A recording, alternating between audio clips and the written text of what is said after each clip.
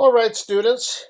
So this week we are going to get into the birthplace of jazz, the place where jazz began its life, and that is in New Orleans. And not only are there many fantastic reasons why New Orleans became the birthplace of jazz, but the music itself has a very distinctive style as compared to all the jazz styles that came after.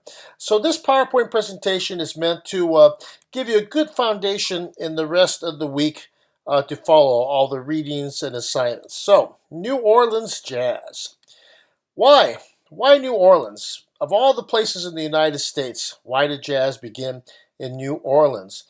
Around the turn of this the century, the early 1900s, most of America was very rural, and there were just a couple of major cities, New York being one of them, and New Orleans probably the most major city in the South. So, but we had some other factors going on in New Orleans. New Orleans is a port city because it is at by the Gulf of Mexico. It saw a lot of trade coming in and out, and with that trade and this very busy commerce, you had a diversity of culture. Lots of different kinds of people lived in New Orleans, and it was probably the most diverse city in America at the time. You had African Americans, you had the Creoles, you had various European immigrants, everybody living side by side, contributing to this New Orleans culture.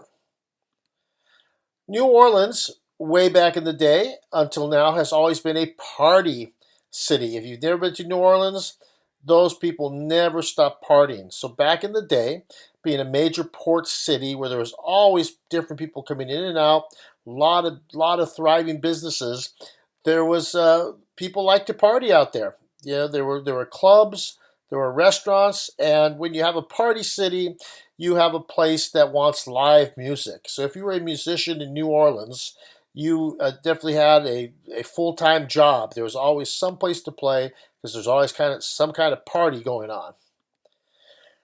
Very important in New Orleans is the Creole culture. And what the Creole culture was, it was a culture of half European, half black people. And they contributed a lot, especially the Creole musicians had a lot of classical training.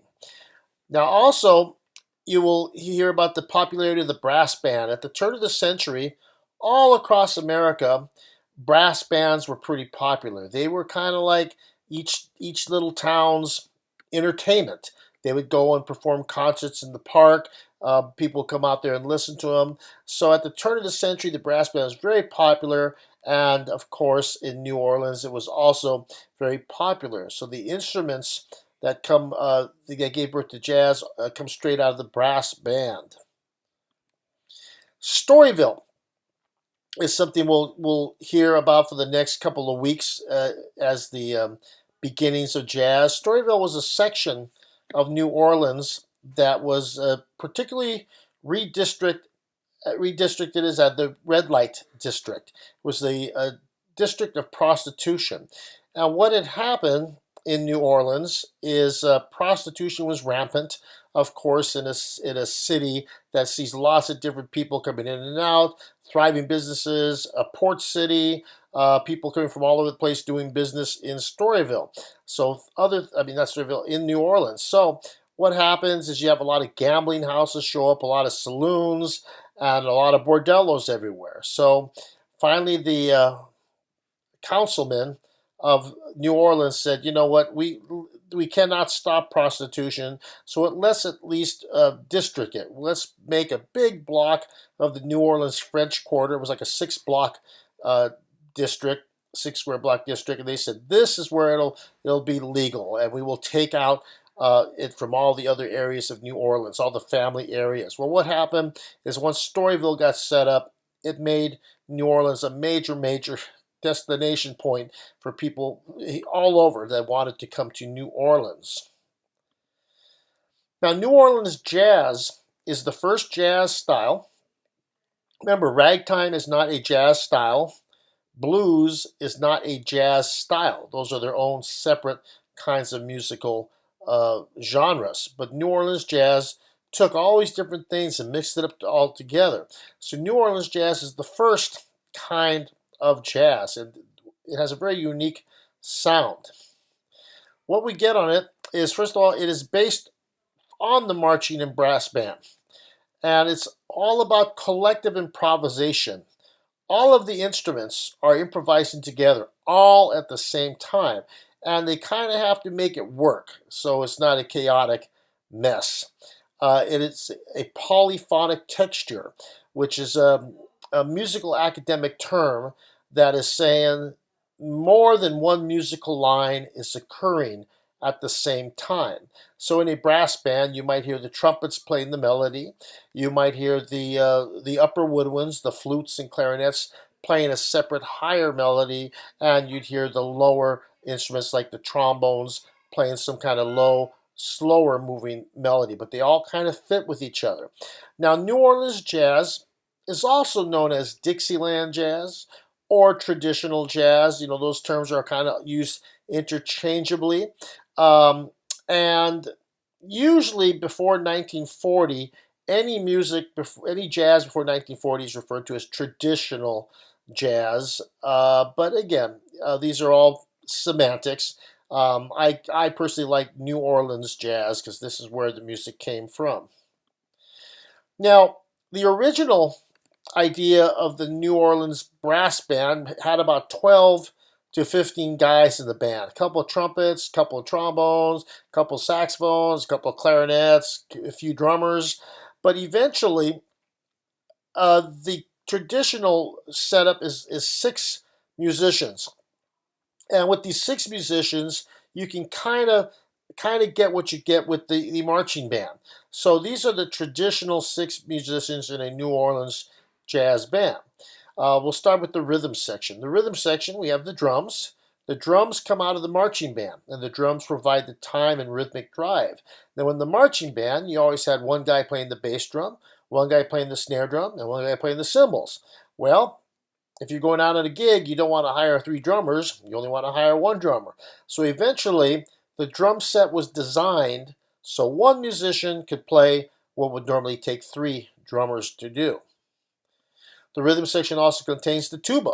The tuba comes from the marching band, and of course, the tuba is the bottom, provides the harmonic bottom, and helps that rhythmic drive of the band in the rhythm section. And we have the banjo, and the banjo is an instrument of African American origin.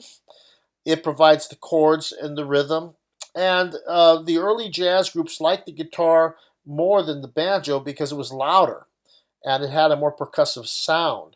And if your band is playing outdoors or you're playing in like a club where people are eating and drinking and partying, you can't hear a guitar over all the other instruments. Banjo you can definitely hear.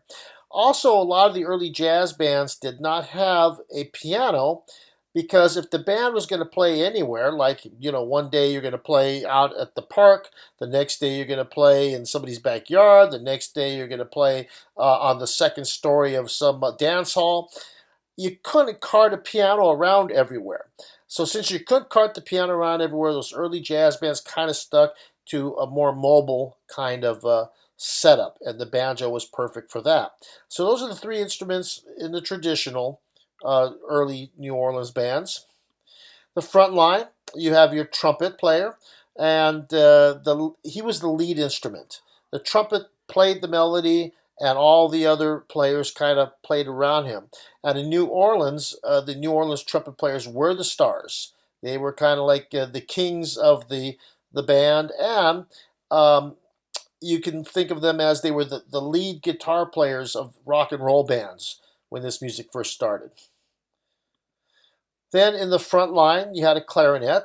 And like the marching band, the clarinet plays higher, faster musical lines above the trumpet. So he creates like something different that's going to complement the trumpet, but it's higher.